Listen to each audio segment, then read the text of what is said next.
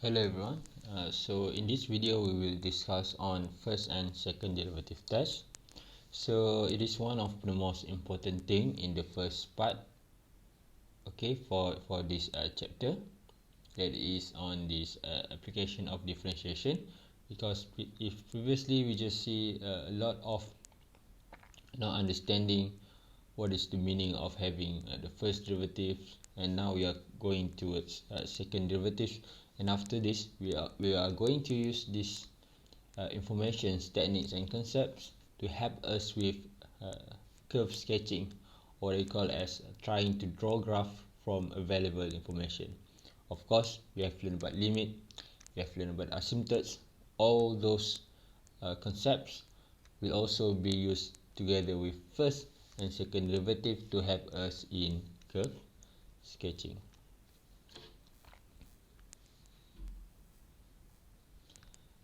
So we begin this chapter with the corollary, with a corollary. Of course, there are some more things that is important because it is very much related to the previous concept.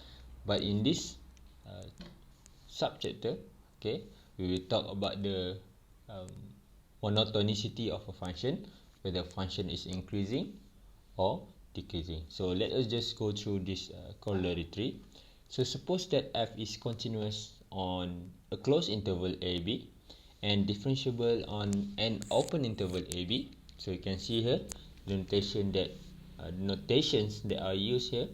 First we have this closed interval, and then we have this a open interval. So you can treat this as a hypothesis or conditions that need to be fulfilled before we can go to the essence of the corollary.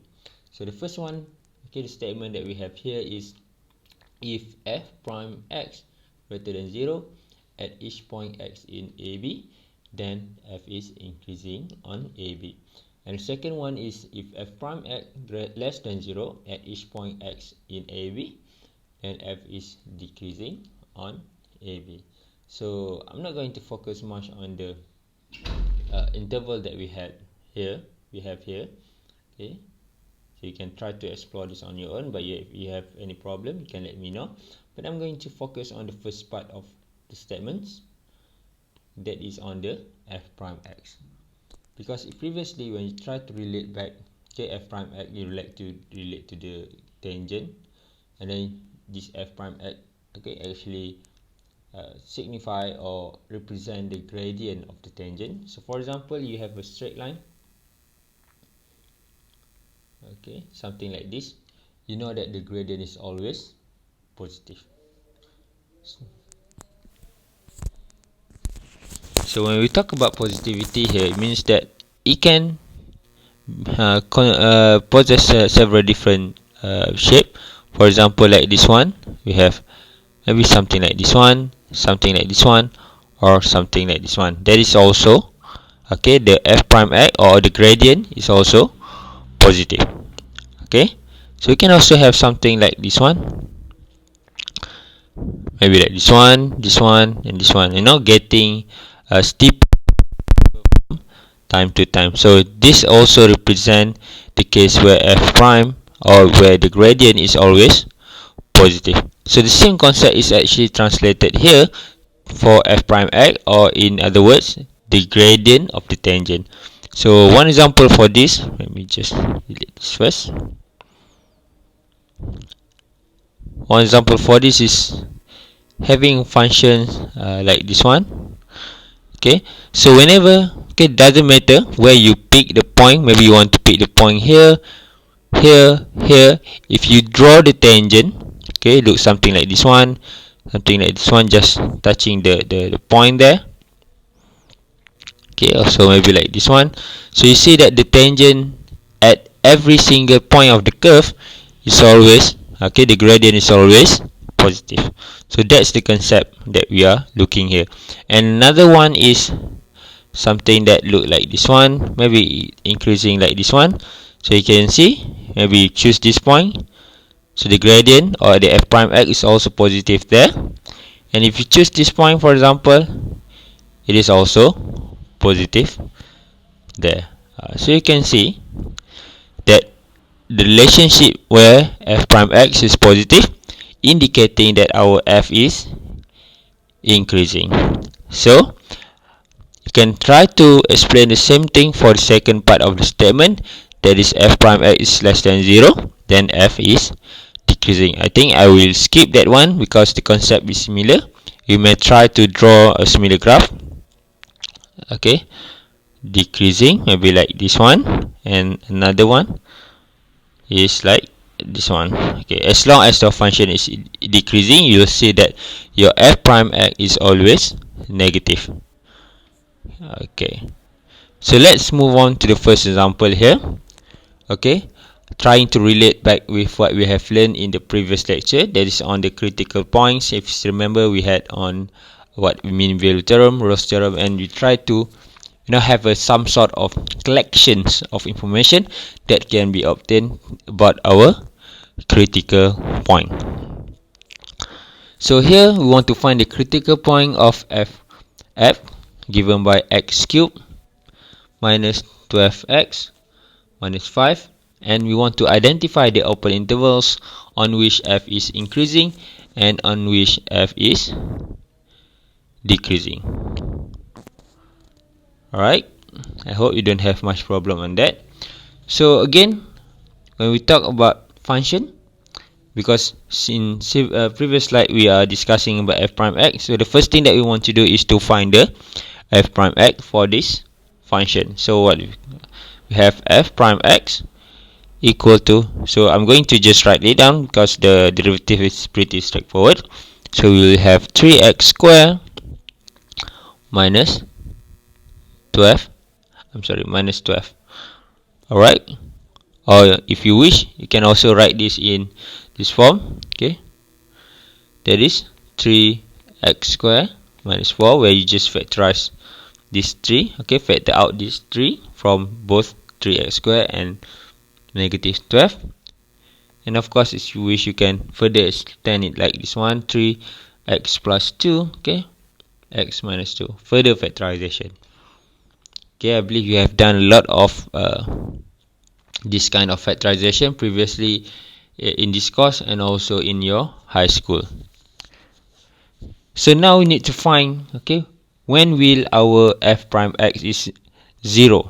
Okay, because we want to find the critical point first.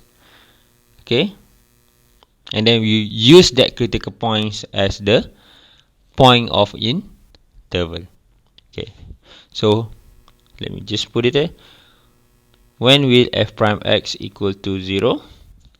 Okay, the answer is easy. F prime x equal to 0.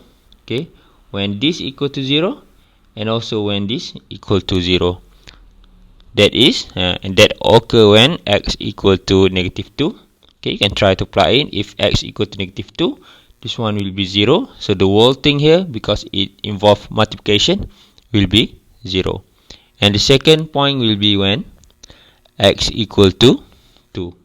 For this part, if x equal to 2, the last term that we have here will be 0. So the whole thing will be 0. So now we have 2 critical points to be considered. Okay, because if you want to talk about the case where f prime x is undefined, so this is a polynomial, so which will not give us any point where the function, where the f prime x is undefined. Okay, so we only have 2 critical points here. So you can see from the number line that we have at the bottom of the slide here. Okay, so in this line, okay, you can draw it on your own, no problem. I have those 2 critical points, that is x equal to negative 2 and x equal to negative 2. So now we are going to treat the intervals. So this part will be the first interval. Okay, and then the second interval, and then this interval, because we want to identify, okay, among those three intervals, okay, when will our function decrease or increase. Okay, so you can see we have highlighted the intervals here from negative infinity until negative 2. Okay, and then we have negative 2 until 2, then we have 2 until infinity. So the thing that we are going to do here is we are going to pick any number within that interval and try to evaluate to see whether the function the sign of the derivative is positive or negative. So for the first interval here, I'm going to choose -3. So if you evaluate, you plug in -3 inside this one, okay, you will get the value 15. Okay, and then for the second interval, okay, we choose 0. Then you get what? -12. And for the third one here, you plug in, okay, because we have 3x squared, okay, so you'll get the same value lah as the first interval. So we have 15. Okay, you can choose any value. Okay, maybe you're not comfortable with this one. Maybe for the first interval here, you want to choose -100. No problem. Will still give you values of the same sign. Okay, same here and also same here. Alright. So next, we want to determine the sign of the f prime. So this is pretty easy. This is 15. So positive. This one is negative. This one also positive. So now we get the sign of f prime and can relate back to this corollary. If it is positive, it is increasing. So I'm going to write here increasing, decreasing because the sign is negative, and this one is also increasing. Okay, so I think that's it for this example. Just want to determine on which open intervals our f is increasing and where will f is decreasing. So why we are talking about open interval? Because there might be different case at the point, okay, end points of the interval. For example here, okay, it increasing and decreasing. Maybe you want to, have a draft in mind that this is increasing, and then on the second interval it is decreasing. So possibly, okay, using upcoming theorems and corollary and definitions, maybe we will be able to determine whether this one is maximum or minimum, even though I know you get the idea intuitively already. So same here, you have decreasing and then increasing. Okay, so you get the idea which one is minimum and which one is maximum. So this is the graph that we drew just now. Okay, so this is the cut point, the end points of our interval, our open interval just now. So you can see on the first part, it is always increasing. Okay, that's why I said you can choose any value. Maybe you want to choose -100. Maybe you want to choose just -2.5. It's up to you. Okay, on the middle, okay, second interval here, okay, we have from -2 until 2. Then we chose 0 just now, right? Okay, and we know that it is decreasing, and it is illustrated in this figure as well. And the same thing with the last interval, it is increasing from 2 to infinity. Alright, so I think the idea is very clear here. So the first derivative test for local extrema. Okay, so when we talk about first derivative test for local extrema, just now we talked about, okay, whether the function is increasing or decreasing, and combining those two statements, okay, we can know whether our function is having a maximum, okay, a local maximum, absolute maximum, depending. We need to do further investigation on that, but we know where will the maximum, minimum will occur. And there is also cases, okay, where we might have no extremum. And now let us just try to study this figure closely. Okay, you can see the first thing that I want to highlight to you is the sign of f prime. So you can see here, here, here, okay, here, here, here. And you can see for this case, okay, let us just draw a graph of the behavior of the function. So the first one here, you know that f prime is greater than 0, so it is increasing. So let me just draw something like this one. Okay, so this is the case where the function is continuous lah. Okay, because we have this f is continuous and differentiable on the closed interval. Continuous on the open interval and differentiable on the continuous on the closed interval but differentiable on this open interval. So we have this shape, f prime greater than 0, and also for this part we have f prime greater than 0. So you can imagine when you have a continuous function, at one interval it is increasing, okay, and then at the second interval it is also increasing, but at the interval it is having a critical point. Okay, remember, critical point can be maximum, can be minimum, or it can be the case that we are having here. We still have the horizontal tangent, but no extremum occur there. So it is something like this one. It is different case for this second and third part of this figure. So for this one we have, okay, f prime less than 0. So you can imagine that our function is decreasing.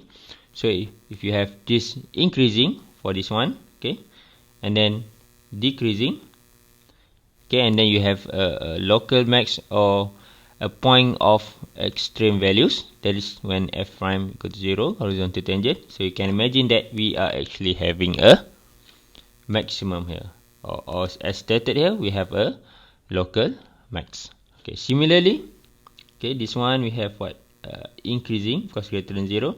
So for this one and this one, we know that it is decreasing and then increasing, and then we have the case of horizontal tangent. So we know that this is the shape of a minimum. Okay, to check about the absolute and local absolute minimum and absolute maximum, you need to perform. Okay, remember the last step when we did that? That is to do the comparison of the function values. Okay, I hope this I don't have to explain this last one on this no extremum, because it's okay, pretty much the same case as the first thing that we discussed on this figure here. Just that, okay, if in this part first we increase, then we increase, we still have no extremum, and for this last part it decrease in an interval here, and then decrease again on this interval. That's why we have the case of no extremum here. Okay, so let us see how this first derivative test for local extrema is written properly. Okay, but very much the essence of this statements is very much related to this previous figure. But let us just go through this. So suppose that C is a critical point of a continuous function f, and that f is differentiable at every point in some interval containing C except possibly at C itself.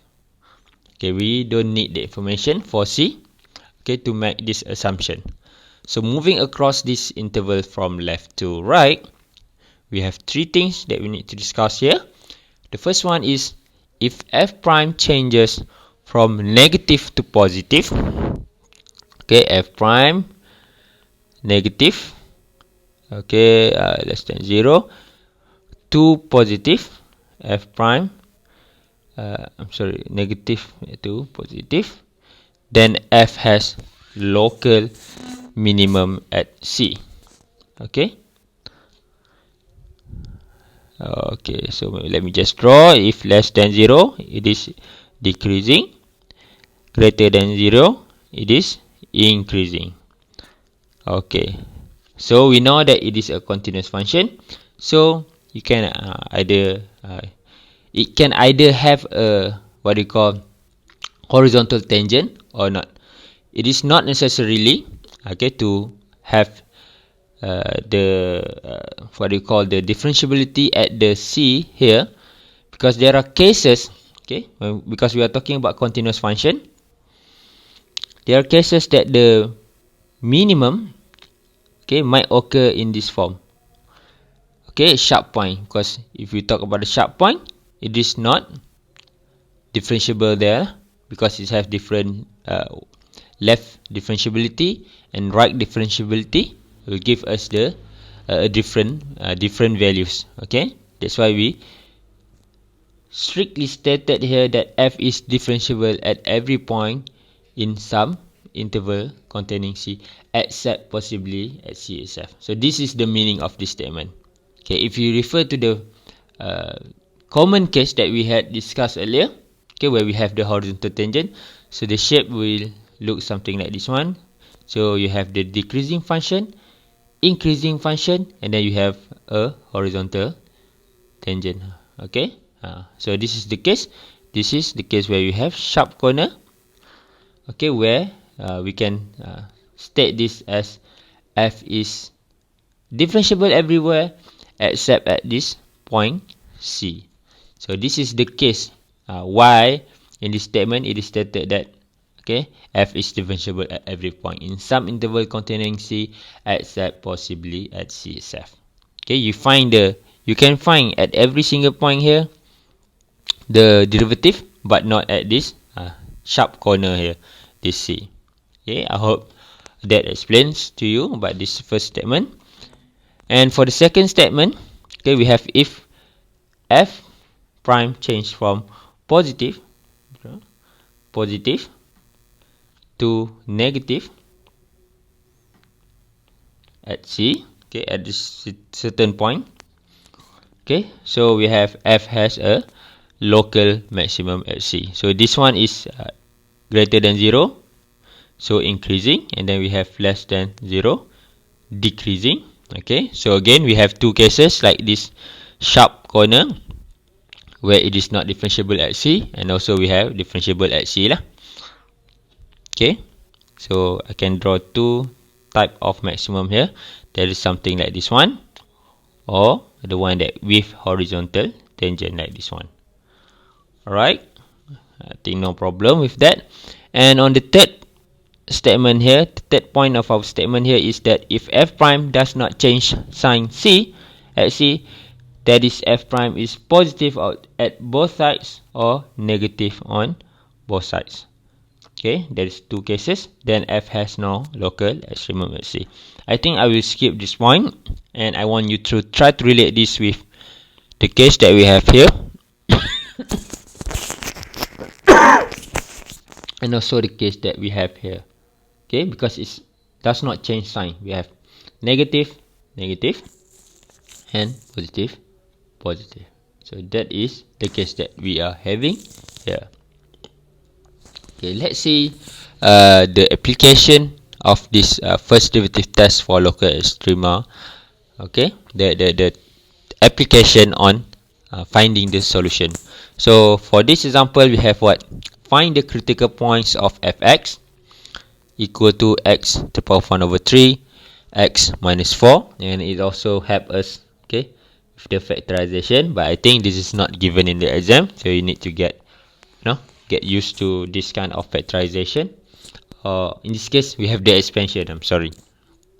And the question asks us to identify the open interval on which f is increasing and decreasing. Find the function's local and absolute extreme values. Okay, the first thing we need to check whether our function is continuous on the everywhere lah. You can talk about everywhere because this is a polynomial function. Okay, so it is continuous and of course differentiable. Okay, because we don't have any point, okay, where we will have sharp corner for this polynomial function. Okay, so let me just write down first. F is continuous at all x. Okay, since it is a product of two continuous function, that is this one and this one. Alright, so the next thing, as usual, you need to find f prime x. So f prime x, okay, that's why we expand it here, because it's easier for us to solve this one other than using this, what do you call, product rule. Okay, so but it's easier for this one lah. Once you expand, then you can do the differentiation separately. So you will get what? 4 over 3 x. Okay, and then you have 4 over 3 minus 1, that will give you 1 over 3. Okay, and then second one here we have negative 4 times 1 over 3, 4 over 3 as well. Then you have x, 1 over 3 minus 1, that will give us negative 2 over 3. Okay, you can do some factorization, and you will get 4 over 3 x negative 2 over 3 x minus 1. Okay, why I do this factorization? It's easier for us to determine when will our function, our derivative here is 0, or when will it be undefined. Okay, so can also write it in this form: 4x minus 1 over x 2 over 3, because we have the negative there, and then we bring it to the denominator. Okay, so when will f prime x equal to 0? F prime x equal to 0 when our numerator here, okay, x minus 1 is equal to 0, and that occur when x equal to what? X equal to 1 lah, because 1 minus 1 is 0. Okay, remember we don't talk about the denominator yet, because that denominator will be used to determine where our function is undefined. So f prime x undefined. Okay, let me write in full.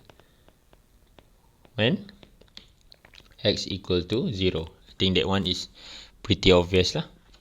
Okay, if it's 0, then as our derivative, okay, function here goes to 0, okay, the value explode lah, either to positive infinity or negative infinity. So now we already have our critical points, that is x equal to 1 and x equal to 0, and we plug in, okay, those two critical points in our number line that we are going to say 0 and 1, and then we are going to consider 3 intervals. That is when our x is less than 0, when x is between 0 and 1, and when x is greater than 1. So you can pick any values lah. Okay, in this case, just for point of reference, okay, here you can choose negative 1, here you can choose 2, and here you can choose any number lah. Maybe you want to choose 1 over 2, okay, maybe you want to choose 1 over 3, it's up to you lah, as long as it is between this interval, okay, 0 to 1.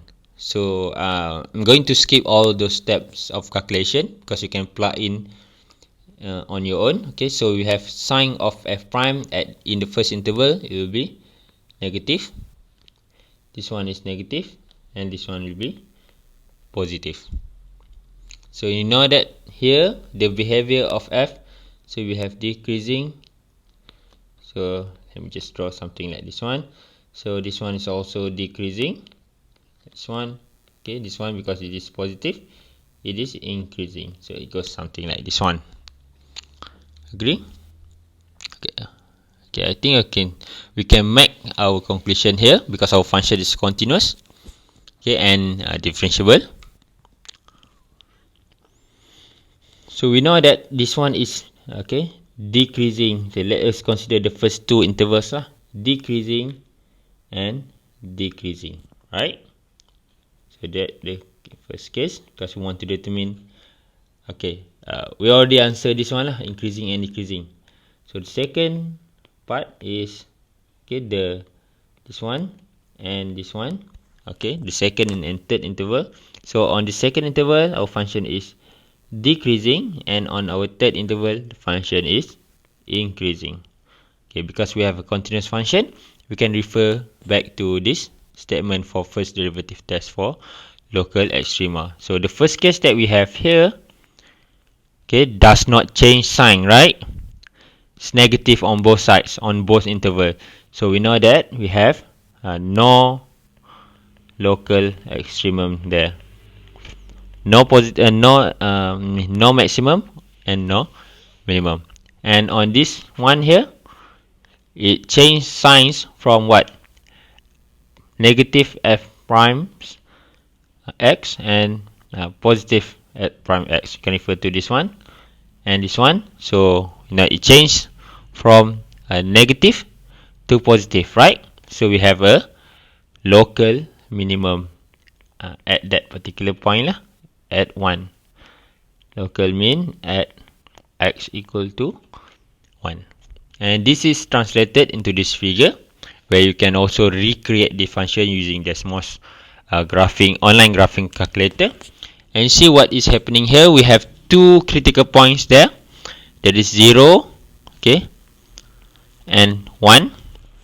So, okay, you see, on the first two intervals, okay, less than 0, our function is decreasing, and also between 0 to 1, our function is also decreasing, and that's why we make conclusion just now that at the point x equal to 0, we have no extremum lah. Okay, no local extremum. Okay, and on the third interval, our function is increasing. Okay, since on this between 0 to 1, our function is decreasing, and then increasing, we know from our conclusion just now, we have a local minimum at x equal to 1, and possibly that is our local absolute minimum as well. But you need to have the close interval lah, because you need to have the endpoints to perform the comparison. Okay, unless you know that it will go what do you call, will not oscillate lah, which is happen sometimes. And also sometimes if you have functions involving sine, cosine, okay, that might oscillate, and you need to have the endpoints lah to determine whether your function have a local minimum or absolute minimum. Okay, so that's not the case here lah.